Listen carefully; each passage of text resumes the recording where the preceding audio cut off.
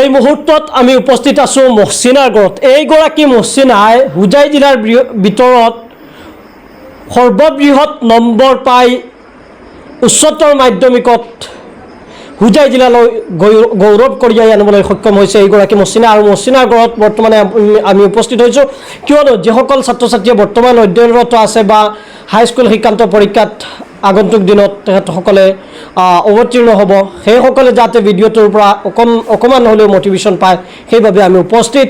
আৰু দেখিবলৈ পোৱা গৈছে এইগৰাকী মহচিনাই দিনে নিশা কষ্ট কৰি 94.6% নম্বৰেৰে উজ্বলিছে এইগৰাকী মহচিনা। মহচিনাৰ ঘৰত আহিছোঁ, কি ক'বা মহচিনা, কেনেকুৱা তোমাৰ ফলাফলত তুমি কিমান উৎফুল্লিত?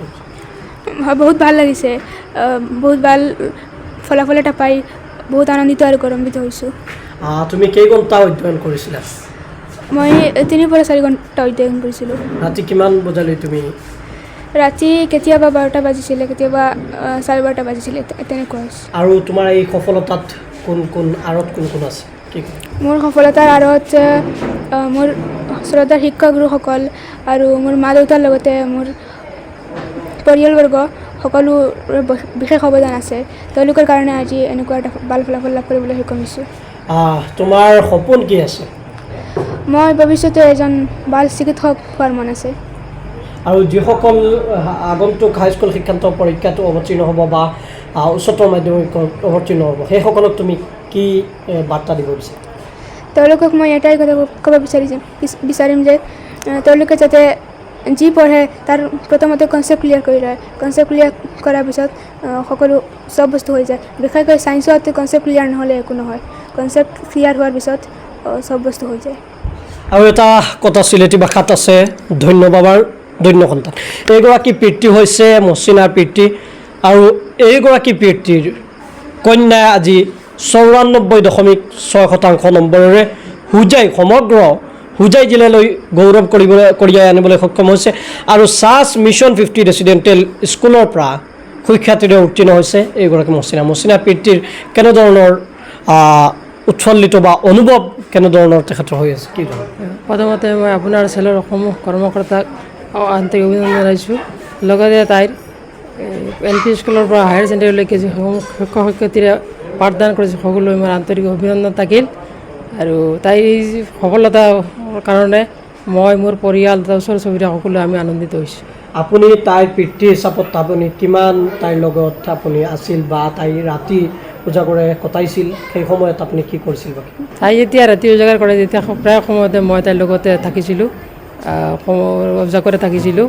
আৰু তাইৰ যিখিনি প্ৰয়োজনীয় বস্তু যেনে কলম কাগজ কিতাপ এইবিলাকখিনি মই সঠিকভাৱে যোগান ধৰিবলৈ চেষ্টা কৰিছিলোঁ। আপোনাৰ ছোৱালীক আপুনি কি বনাবলৈ বিচাৰে? মই ভাবোঁ এজন সুনাগৰিক হোৱাটো মই কামনা। আৰু তুমি কোনখন বিদ্যালয়ৰ পৰা তুমি হাইস্কুল শিক্ষান্ত পৰীক্ষাত উত্তীৰ্ণ হৈছা? মই পূবজাৰণ জাতীয় বিদ্যালয়ৰ পৰা হাইস্কুল শিক্ষান্ত পৰীক্ষাত উত্তীৰ্ণ হৈছিলোঁ। কিমান শতাংশ নম্বৰেৰে? মই তেতিয়া 91.7% পাইছিলোঁ। 91.7 পাইছে। আৰু এইবাৰ দেখিবলৈ পোৱা গৈছে উচ্চতৰ মাধ্যমিকত 94.6% নম্বৰ লাভ কৰিছে।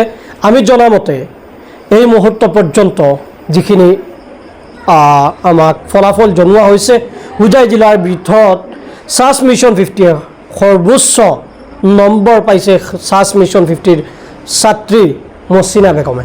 আৰু মহচিনা বেগমৰ ঘৰৰ পৰা আজিৰ যি প্ৰতিবেদন আপোনালোকলৈ আগবঢ়াইছোঁ, আশা কৰিছোঁ ছাত্ৰ ছাত্ৰী বা আপোনাৰ সন্তানৰ বাবে মটিভেশ্যন হ'ব। এই প্ৰতিবেদন আপোনাৰ সন্তানক আপুনি দেখুৱাব। আৰু এই যিগৰাকী পিতৃ দেখিছে, এইগৰাকী মহচিনাৰ পিতৃৰ নিচিনা আপুনিও হওক, আপোনাৰ ল'ৰা ছোৱালীক আপুনি মানুহ বনাবলৈ হ'লে, উচ্চ শিক্ষিত বনাবলৈ হ'লে আপুনিও কষ্ট কৰিব লাগিব।